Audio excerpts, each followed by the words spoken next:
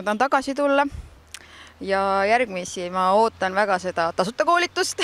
Vaatame, kui kiirelt me jõuame sinna reageerida, aga ma arvan, et sügisel tahaks või sügise poole ilmselt ka oma teisi kolleege, kes ei ole selliseid koolitusi läbida, et vaadata, kas on võimalust ka neil näiteks seda sama Facebooki koolitust läbima tulla, et seal on ikkagi see avab nagu päris palju sul seda mõtet, tekib väga palju uusi ideid ja kui sa neid kõike jõuad kirja panna kähku seal koolituse ajal, siis see annab päris palju neid lisavõimalusi, mida tegema hakata, ja mitu pead on ikka mitu pead, et kui me oleme mitte ainult mina seal läbi käinud koolitusel, vaid nemad ka, siis on meil juba neid ideid, ma arvan, väga palju, et mida ja kuidas seal teha.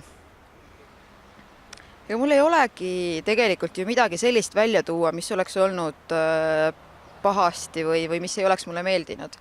Et pigem said nagu kinnitust seda koolitust ise läbides see, mida ma ootasin, ehk see väike grupp, praktiline asjade läbitegemine, küsimused-vastused, see kõik sai kinnitust. Ja see samas vaimus tuleks jätkata, ma arvan. See on kõige olulisem.